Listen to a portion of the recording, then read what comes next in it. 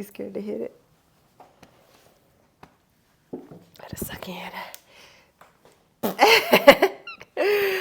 Oh, you started it. Okay, great. Your cousin loves you. Do you know that? Yes, Khadija. Perfect. All right. Well, take two. Welcome to the BeyondFace podcast. My name is Khadija, and I have a very, very near and dear to my heart special guest today. My cousin, AJ Howard. And the crowd goes wild.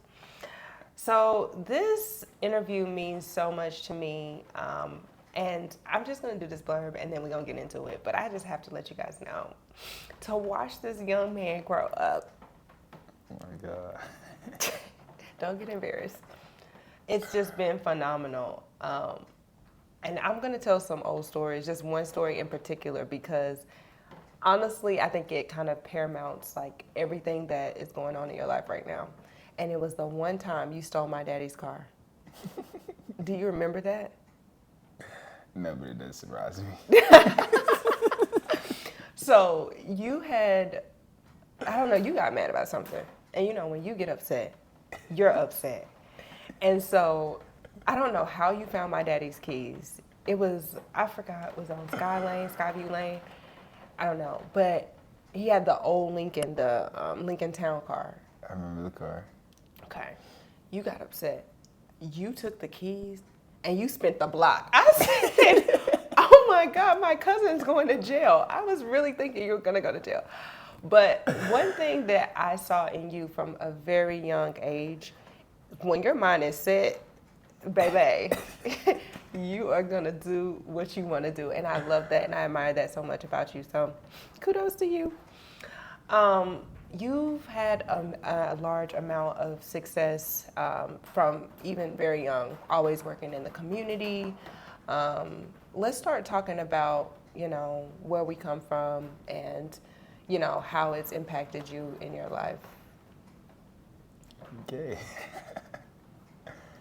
Anything in specific or? Just answer the question. Okay. We come from a small town, Toccoa, in the northeast Georgia mountains. I think it was very impactful just because there wasn't very many people that looked like us, that were doing very positive things growing up. So it was a little challenging, and then sort of the male figures that I was surrounded around kind of wasn't always, I would say they were doing the things that needed to be done for their families, but maybe not in the correct to society way of doing things. So I definitely think that allowed me to see it firsthand and be able to want to change that narrative, but also like to kind of create my legacy for what my kids and kind of the family after me would have to kind of aim for. I guess that's the short I love that. And you know what's so interesting is I think everybody who's from a small town, they know how, you know, intruding it can be. And when I say intruding, I think for Toccoa, it's very comfortable. Yeah. It's like everybody knows everybody. We all have family there. Like our families grew up there. We've established there.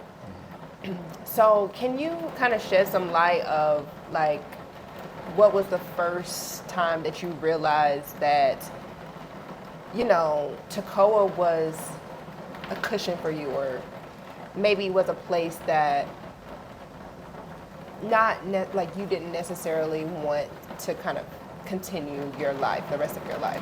I know for me, and let me just help you out. So for me, it was very young. I used to ask my mom all the time, can we move to Atlanta? Can we move to Atlanta? Like, I hated Toccoa. It didn't provide enough variety for what I was interested in. So as a kid, did you ever have that moment where you were like, this is just not it? Not exactly, actually. For me, it was kind of the opposite. I knew Toccoa was very small and not many people were gonna kind of make it out. But it was also kind of a beacon of life for me. I was able to use that kind of, even from a young age, use that kind of small town to be able to provide a positive atmosphere for it. And then I was determined that even when I would leave that small town, that I would continue to try to pour back into it, and that I could pull somebody else that kind of maybe wasn't as fortunate or didn't have the opportunities to get up and leave, but give them that opportunity or show them that it was actually possible. So that's kind of how it started for me. Even though like I'm away, I'm now in Texas, Tacoma will always be home, and it's always a place that's near and dear to my heart. So I try to, as much as possible, continue to pour into it, continue to stay involved with the youth, that somebody else could get the opportunity to make it out. You know, what I love about you saying that is that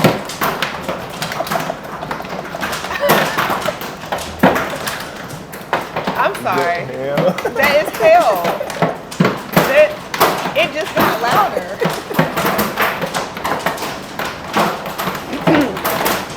I think we're fine. We're gonna work through it. I like that. We have to. So, I think what's in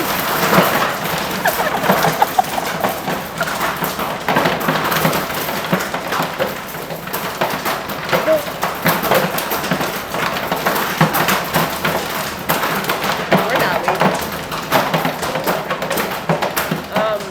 I think what's important about what you said is that you never ran away from the challenge.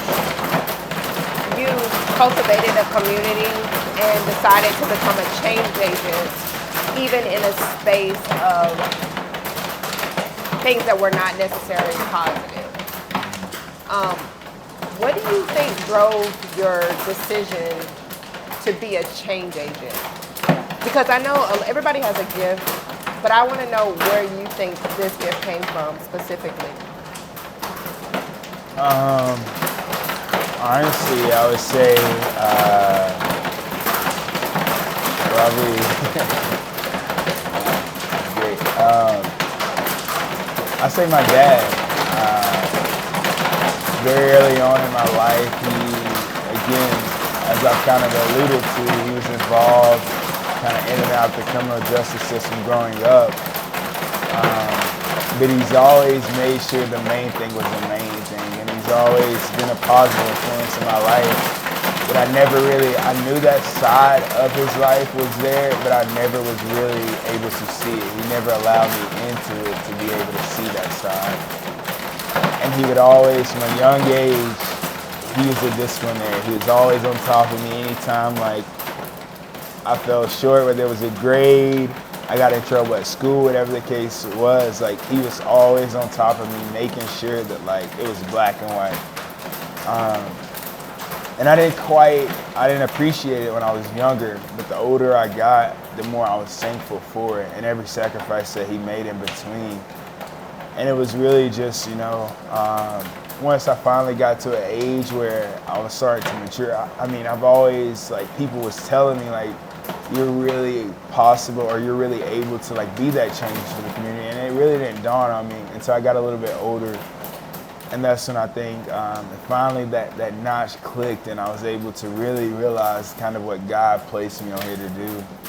And I don't know, I took the opportunity and I ran with it. And that's kind of how it's been ever since, God's placed unbelievable opportunities within my life, and I sometimes just step into them without necessarily knowing where I'm gonna come out on the other side of the road, but I do it without a thought.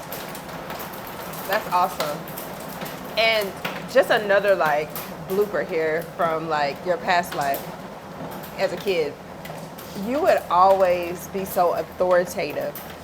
I need to understand where that came from. I've always wanted to ask you, but I'm like even when you're like 4 and 5, 6, you're trying to tell, me and your sister what to do, and you tell everybody what to do. Like, what do you think drove you know, that authoritative, like, what was that about?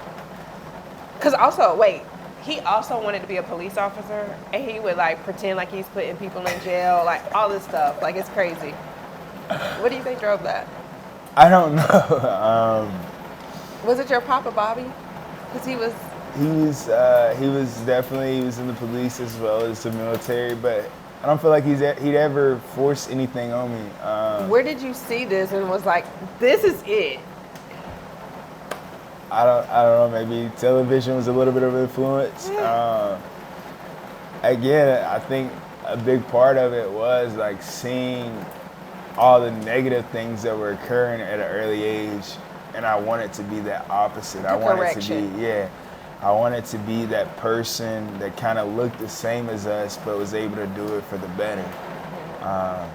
And I guess I just took it in him, and I don't know. He's always been this person. Like, it's so crazy, like, to see him now. Okay, that's awesome. So, you're a change agent, and you've also built a lot of communities. Middle school, high school. Like, I learned a lot. We're going to get into his book a little bit later, but I learned a lot in your book about all the different things that you were involved in. There's some things that I knew, but some things that I didn't know. What do you think drove your I guess, passion for community? That's something I've kind of always had. I think the biggest reason was I just love serving other people. Always have. I don't know. Again, I think like a gift God gave me is like, I give you so many different opportunities. Now it's time for you to pour back into it and you to service other people. So from as early as I can remember, you know, that's why I've always, any kind of organization that was for community or helping somebody else out, it's always been my number one priority.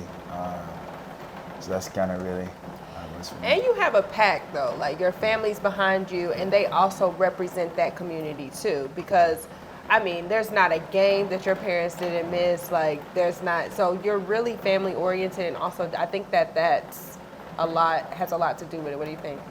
I mean, I would certainly agree. Yeah. Family they're part of my bedrock. Yeah. But I've also unbelievable parents, family, cousins, aunts, uncles, whole 9 yards.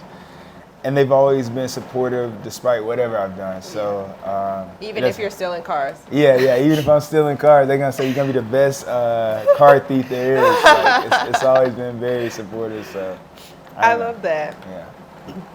So I want to kind of circle back a little bit and talk about the small town mentality, because a lot of people don't see and understand the depths that it can go to frame like your mental mindset or your actions, like how you perceive the world. You know, what do you think, other than, you know, wanting to be the difference?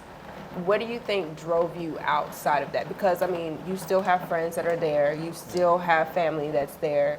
You know, how do you want people to perceive your legacy on what helped you get out?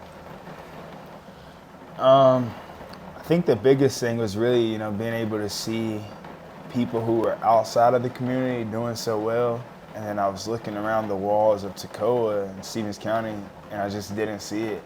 The lack of influence or the lack of role models who actually were able to make it out or who looked like me, it just wasn't there.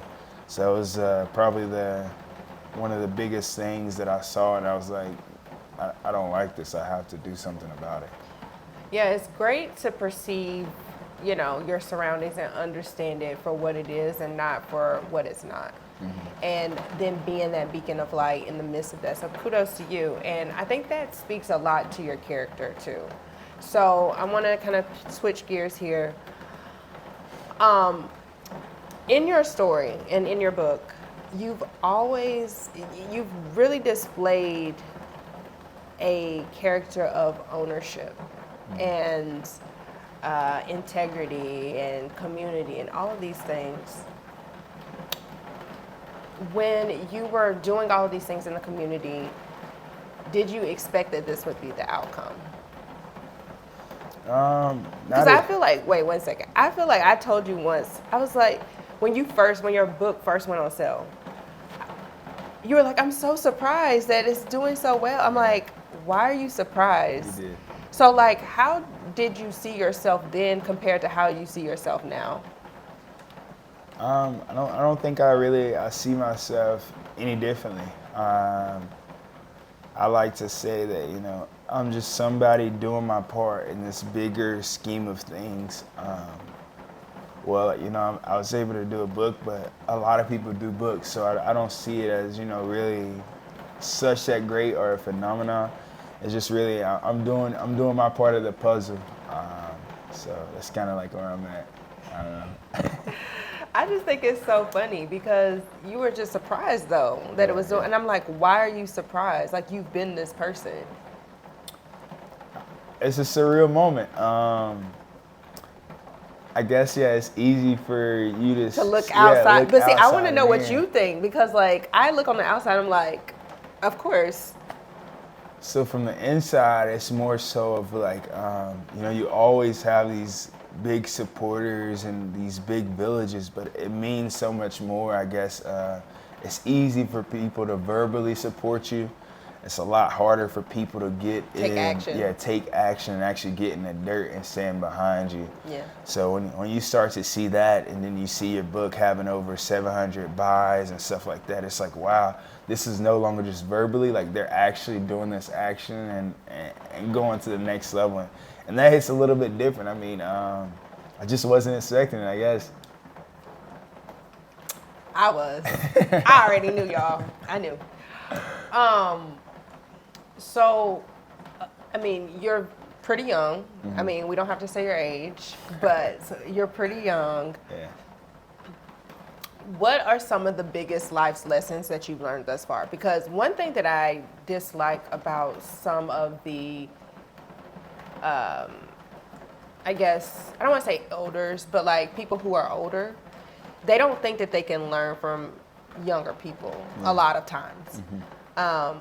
But, when you display a certain characteristic, such as yourself, of like ownership, leadership, family, like community, a lot of people who are a lot older than you don't even understand these concepts. Yeah. So what are some of the biggest life's lessons that you've learned thus far? I think, kind of first and foremost, like, my dad taught me at a very young age, whatever it is you do, whether it turns out for the good or it turns out for the bad, you have to own that. You have to take accountability of that.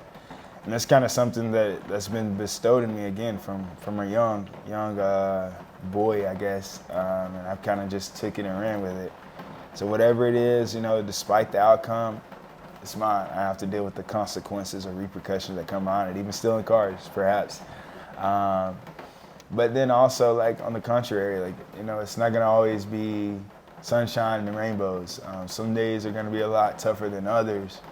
But really, like, a true man's character is at those times of, like, when your back's against the wall, how do you react or how do you come out from that wall? So really, perseverance is probably my biggest word and something that I live by, is because, I may not always be the smartest in the room, but by doing it, I'm going to be the most committed and determined to get to wherever it is I want to go. So I'm a big person. I set these goals, and whatever it is, I'm determined to get there by any means necessary. And that's kind of just how I go about life, is whatever that goal is, there may be something, it may not be a linear path, but I'm going to be determined whether I have to go through like a snake to see the end. So that's kind of... that was something that I read in your book and I thought was really good. You just said something just now. You said, I may not be the smartest in the room, but I'm going to be the one that's most committed. And I remember you talking on several stories in your book where, it was, you weren't the best on the court, so you chose to play football instead of basketball, but the coach was like, you always have a slot on the team. Yeah.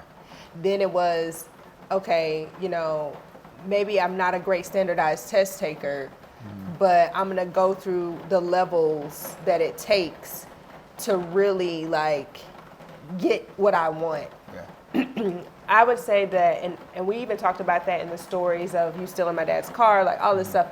That's one thing that I've admired the most about you is just your unwavering determination of wherever you are or wherever you want to go, you're gonna make it happen. And I think that's a lesson that a lot of people need to learn because they think that it has to be perfect or it has to be like you have to be the best. You have to, see somebody else just to like get what they have or like whatever. I think that's a huge lesson. Please take note, please, because y'all out here, okay, like that's so great. And you see, he's still as successful as as his heart desires because of the work that he put in. Take note, please. Okay, mentorship. Yeah. I know that that's been a big thing, and I know what's really hard. I know even hard for myself to find a good mentor. I think you've known what you wanted to do all along, so it's just kind of. Yeah. But what are the components to find a good mentor? Because it's hard out here for people like me. Excuse me. Sorry about that. For me personally, I think a lot of people kind of get the wrong perception of mentorship. When I consider a mentor, I want it to be a two-way street, not just a one-way street. The moment you start pursuing mentors as just one-way street, you begin to lose that traction.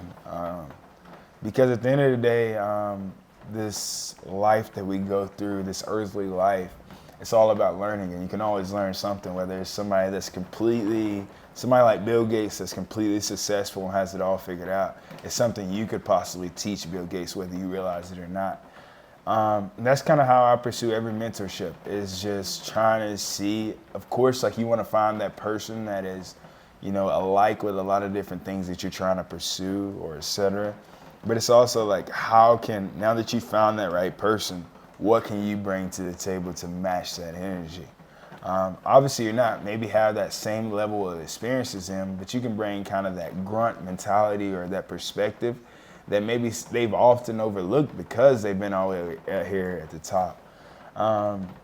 So really, for me personally, that's how I pursue everything. And I probably have too many mentors to count on either hand, but it's really like all of them are pursued the same, and just not really where, you get that mentor and you start those conversations when it's beneficial for you, but to kind of double back and come back around and just, check in. Hey, how are you doing? How are things going, et cetera. It really means a lot more, and it shows that, it's not just for my benefit, but it's also mutual ground. So that's what I think is kind of pivotal. One thing that I like about what you said that mentorship is a two-way street. Mm-hmm. That indicates that it's a relationship. Yep. And I think it's so hard for our generations. I mean, a little more for Gen Z. You are Gen Z. Whoa. We had a whole... I'm millennial. No, he is definitely a Gen Z. But I think it's really hard for people to understand, like, how to have relationships. Yeah. I think your connection, and you can, say whatever you think, but I think your connection with community and just wanting to serve helps you build a lot of really great relationships. Do you have any advice for your Gen Z counterparts on how to build relationships? Because I think that art is getting lost. Yeah.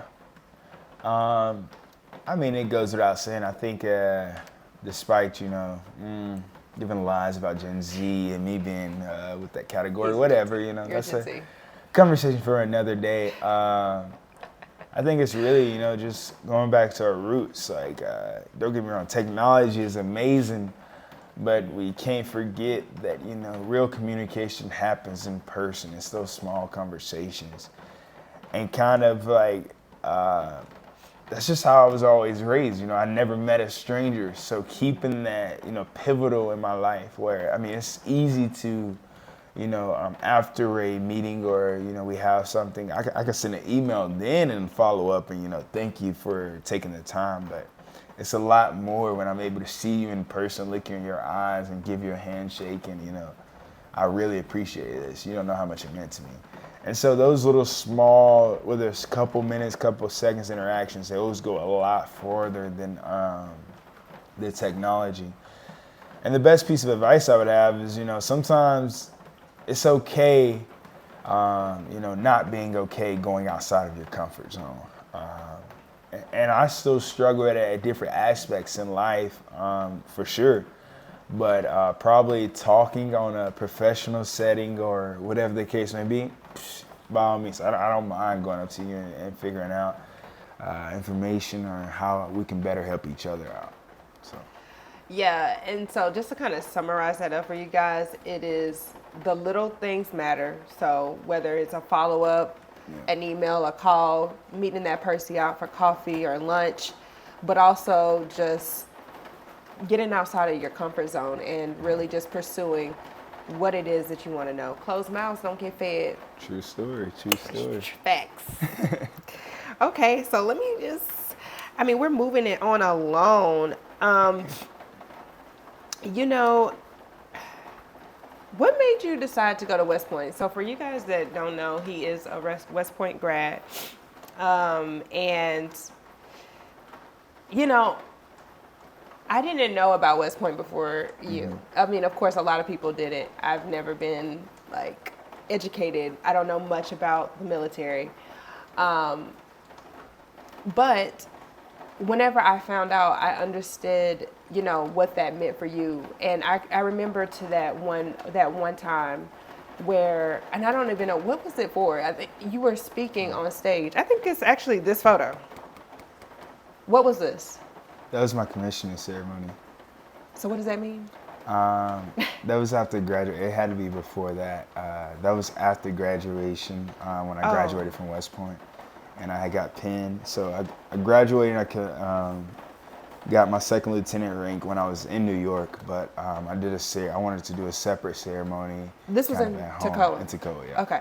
So, it was before that, but this one also was very impactful. Just tell us what made you decide to go to West Point and we'll get there. All right. So kind of for me, I guess, again, it's that service mentality that I've kind of ran through. So I knew kind of transitioning from middle school to high school that I wanted to be involved in JROTC, but also many people had the wrong conception about JROTC, that it was just for military and da-da-da. No, but JROTC is a very community service-based organization. That's why I was into it. But then the more I did it, the more I realized, I wanted to go to college and I wanted to play football, no doubt. College had to be free because I wasn't going to get my parents to pay for it. They paid for 18 years of my life. After that point, it's up to me on how I see the rest of it. I'm not going to be any more of a financial burden, even though if you ask my mom today, here and there, she still might do something. And then thirdly, I had probably the best mentor. Again, God placed him in my life, perfect timing, perfect whatever. He just had got there as I was coming in to be a freshman. My senior Army instructor of the JROTC program, Colonel Priatko, was an actual West Point grad. Wow. So not only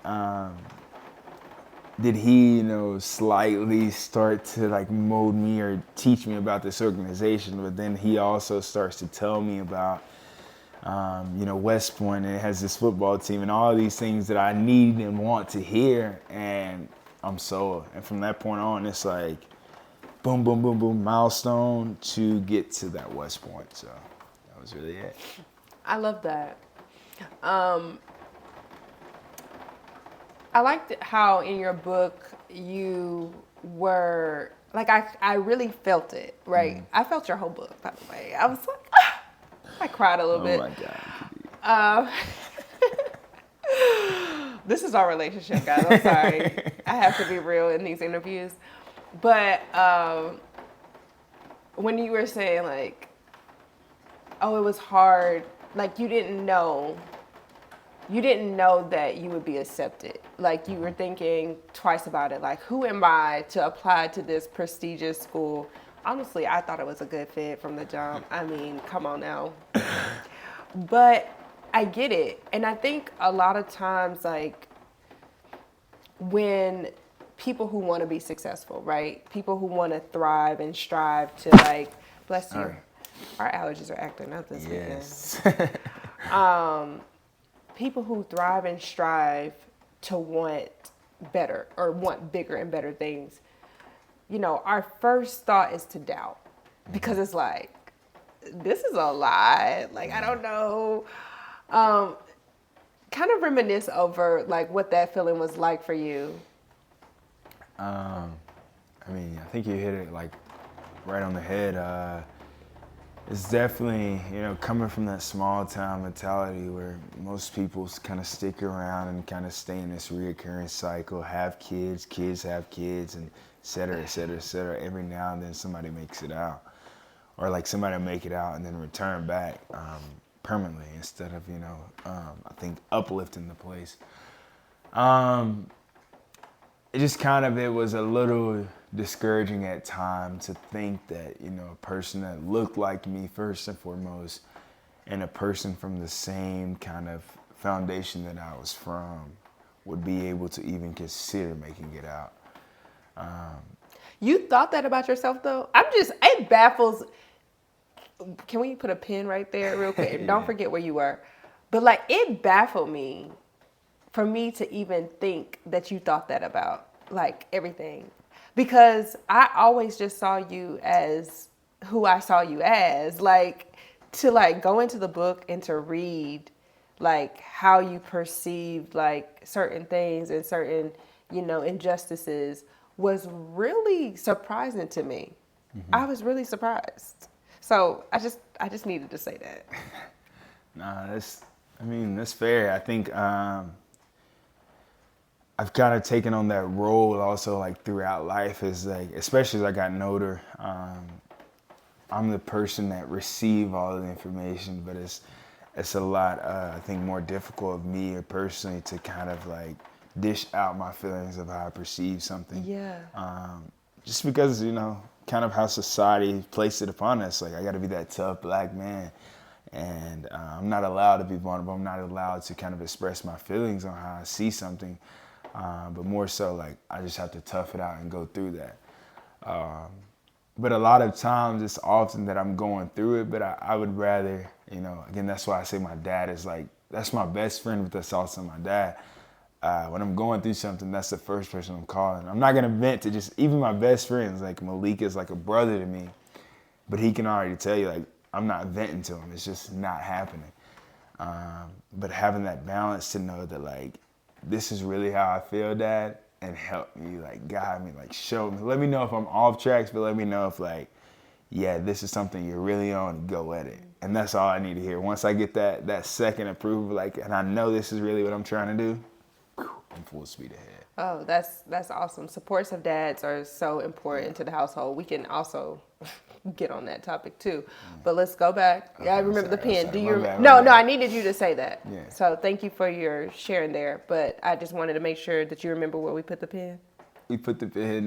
Let's see if he remembers. I remember, so that's why I'm testing him because I usually don't remember. Not exactly. Help bring me back in. You went deep. You went deep. Okay. So what I had asked was, you know, preparing, you know, to think about applying to West Point. You know, we're all in our success journey are nervous and we doubt, you know. Yeah. So I was asking you to reminisce on like the feeling and what it took for you to actually, you know, believe in yourself to go forward and apply and. Yeah. Again, I think it was just, you know, it was an aspiration of mine early on, and I was determined to, I don't know, it was a kind of a unique situation whereas I had a wonderful support system, my mom, my dad, and my family, immediate and extended. I've always had that support system, but I've also been kind of that kid that was just determined. So if anything I set my mind on, especially in high school, like once I started to really understand things, I was the one filling out those applications. Like my mom or dad, whoever the case may be, they would support me 110%. But they already knew, like, you ain't got to sign no applications, nothing. Like, if I need you at this meeting, I'm going to call and let you know, and they're just going to show up. So that's really kind of how West Point went. I went through the whole application process. I did all of my interviews, etc., whole 9 yards. And the scholarship came for football, and kind of I ended up going through the nomination bracket, and etc., blah, blah, blah. Long story short was it kind of just started to fall into place. But it really was, I would say, more so of kind of that last minute. I was actually I was doubting myself so much, and I don't think I alluded to it as much in the book, but I was starting to doubt myself so much that I actually did begin to kind of fall in love with Furman because, you know, the lack of not so sure about West Point. Wow. And I was wanting to have that backup plan. And if it was my backup plan, it was going to be my plan A when I was a part of it, and I'm going all in. So kind of that's where I was, and then I finally got the call. I was like, you're good to go for West Point. And I was like, all right, whatever, yeah. It worked out, so, yeah.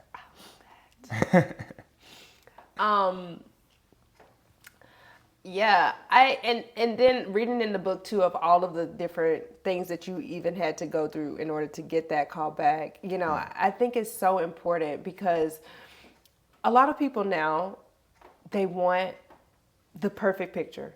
They see the Instagram, they see the LinkedIn, you know, senior vice president, you know, director, you know, lead this, lead that, you know, taking, you know, the title, right? But behind the title, a lot of people don't get to see the groundwork, which is partially why I'm starting this podcast, so we can bring visibility to that. Honestly, I mean, it's a test.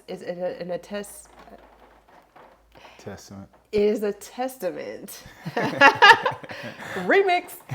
To your determination and, you know, how you wanted to go forward and in your dreams and establish that.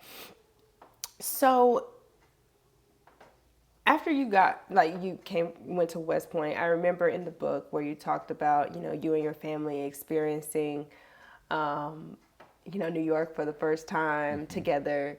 And then you went back to your school and they said you have 5 minutes. Actually, less than that. It was about 120 seconds. 120 seconds. Yeah. So in that moment, I felt this in the book too. I was like, oh, like I felt that, you know, that last moment where you realize like, I've really made this decision. You know, tell us more about your thoughts there, because this is where people start to like fold. Then they start to run. Especially when it's something that's 110% uncomfortable. You're going to be far away from home, not with your parents. He said in the book, he's a mama's boy and is child and is. Like you're leaving everything behind. You know, I've always, I love traveling. Even as a young age, I think freshman year, I kind of went to Europe for a student ambassador, and I was over there for like a month and some change. But West Point was probably the first real time that, you know, now here it is, this is going to be a great period of time that I'm away from my family. It didn't hit me until, you know, that even when they said that, it still wasn't real for me quite yet until I go to give my hugs and I'm hugging my dad. Well, actually, I don't even think I hugged my dad or whatever. Or I did, but it was after fact. I went to hug my mom and I turn around and she's just bawling at this one. And that's when it hits me. I'm like, okay, is this really what I want? Like, is it too late to run back? Like, I want to run out that door so bad. But I think that just goes to show really more than anything. It was like, now you're at this stage, it's no longer about you or you're not doing this for you, but it's all the people that could possibly come after you and the people that you represent in that small town. And that's that rucksack that I have to carry on my back. It's something that I take near and dear. Not necessarily, I guess I have to, but it's something that I enjoy, or I take pride in carrying, and being able to represent that I am from Toccoa, Georgia, and I will give you the best product that I can provide. And from there, I mean, hey, that was it. So we gave our hugs, and they went out the door. Dad was like, "Go give him hell," and there I went. Bald AJ, and I was ready to go full force. Bald, skinned bald. Have I ever seen you bald? You have. When I was really young. I mean, I did not like haircuts. Yeah, can you go bald again? No, I cannot. I'm getting there. Do you have a photo? No, I don't. And if I do, I'm not showing it. Okay, next question. That is so amazing. Yeah. Like, just the integrity there, like your character. I mean, it just shows, number one, throughout the book, and then it's also showed just throughout your whole entire life. So kudos to you and the people who raised you. Thank you. All right, guys, so we have to show you the book. What made you come up with the book, the name Soldiering to Success? So wait, the name of the book is Soldiering to Success, Conquering Challenges and Striving for Greatness. What does that mean to you? So for me personally, I couldn't come up with a name. That was a mixture of your cousin, my mother, and your auntie, my grandmother. Oh, not the one who needs to write her book. Yes, the one. Shout out, Aunt Rachel. That needs to do her own book. But yeah. She primarily came up with that. I was stuck. I think she said early on, like, what's your title? I don't know. So I wrote the entire book before ever even establishing a title. And that was one of the last things I did. It was, I think she manifested, the soldiering. I think it's soldiering to success, and told me kind of and I ended up hiring a graphic designer, but she was like, you just put your military picture up there. And she had this great vision. So I have to give her credit. She was the one that established in that, and then it was, I wanted to bring it back to challenges are gonna be a phase, but conquering those challenges and kind of continue to strive for success or greatness, and that was kind of my doing there. But that's your grandma. Auntie, I'm sorry. My okay, grandma. Shout out to Aunt Rachel. We see you getting a call after this. We gotta talk. Yes. But I love that. And I think, it's honestly just a testament, like reading through the book, it's been a testament throughout your entire life. And it still shows to today. So that was a great title. Great title. Just great all around. Greatness. Love it. So what's next? So you graduated West Point. Mm-hmm. And then I found out my baby cousin was moving away. Dramatic. So what are you doing now? So right now, well, they can't see it, but we're in Texas. I've moved to Texas. I am currently a platoon leader in the United States Army. What does that mean? Essentially, I'm a manager of about 17 soldiers. In this case, all males, but it can be females. It just kind of depends. I work with the Combined Arms Battalion, which is, I'm trying to simplify this. So the armor meaning tanks, so I work with tanks, and I'm in charge of kind of the day-to-day operations as well as maneuvering tanks as if we went to battle. I would be in charge of maneuvering my platoon and kind of deciding how we fight or how we defend. Wow. And a quick crash course, but there you go. That's important. I'm signed for about a little over $25 million of equipment. So, yeah. How does that much responsibility make you feel? Because that's a lot. Not very great when you sign that paper, but when it's going and everything's going well, you feel good. I know my soldiers are very invested in, they're subject matter experts on their platform, so they help ensure, everything looks good on the paper and outward by them doing their jobs. So, yeah. Right. So I love the fact that you've like made it because, from hearing, when I say made it, let me say, this has been more than 10 years that you've like been planning and working through just to get to this point. And that's one thing I want to highlight. Like, success does not come like that. Okay.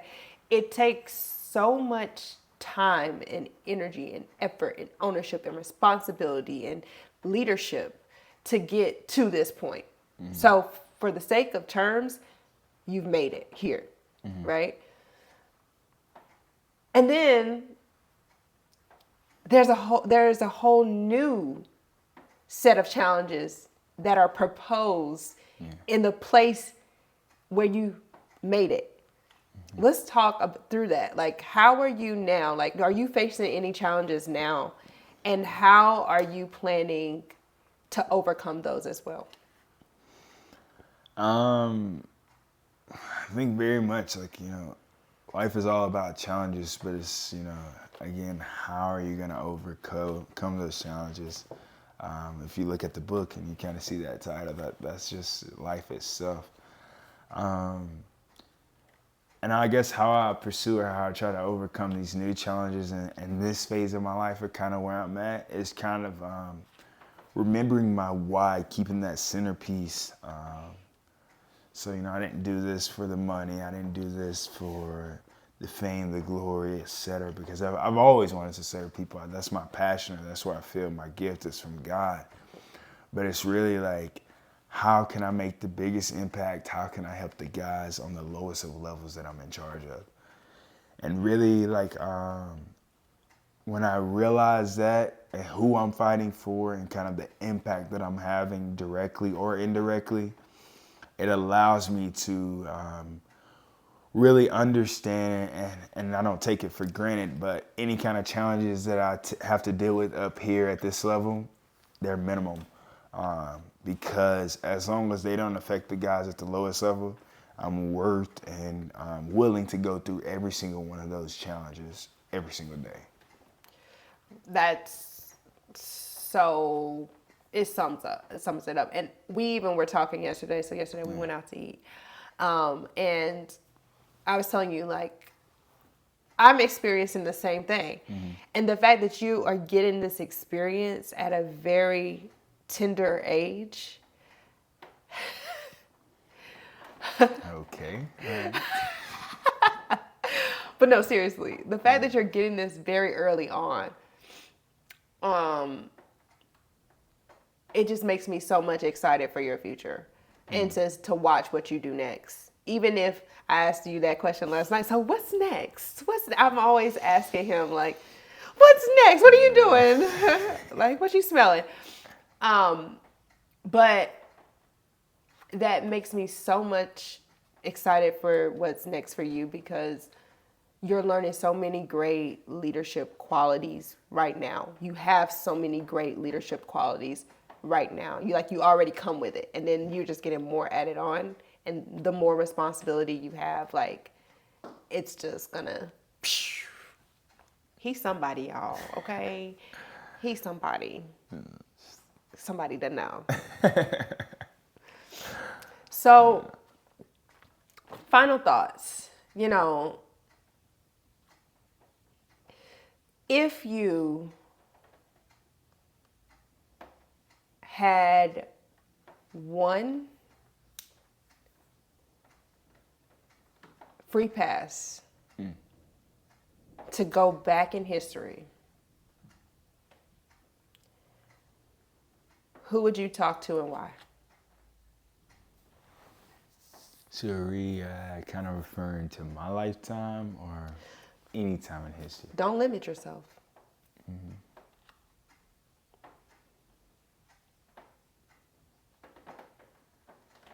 That's a tough one, man.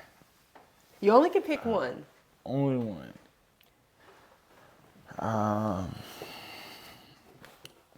guess I'll just be a generic person here. For me personally, I think I would go back and talk to Dr. Martin Luther King. I knew you were going to say that. I think the biggest reason is, because everybody has shortcomings or et cetera, but really just kind of understanding and kind of internalizing his why and I'm sorry, kind of like why he moved the way he moved and what assured him to be so determined and kind of, again, that perseverance to nothing could stop him or nothing could stand in his way. Even when death was right on the forefront, he was still determined, I have to send that message. I'm doing it by any means necessary. And if death has to come with it, then by all means, let it come. And I just love the way, like, if you truly perceive life that way, or pursue it that way, rather, we all have to go at some point on this earthly life. But if I'm pursuing it with everything I got and fully invested in it, I feel like, my life is worth it. My life is for it. So I had to see Dr. King. You gotta understand. I love it. Can everybody give him a round of applause? I'm so happy. I'm just so happy. Well, thank you for choosing the BeyondFace podcast. Guys, you guys have to go out and get his book. It is on Amazon, Soldiering to Success, Conquering Challenges and Striving for Greatness. He has this lovely picture on it. This is him. Smile. Well, I love you, and I cannot wait to see you. Thank you. Thanks for tuning in, guys. Until next time. Oh, my God. Oh, you can do it on your thing. You stopped it? No.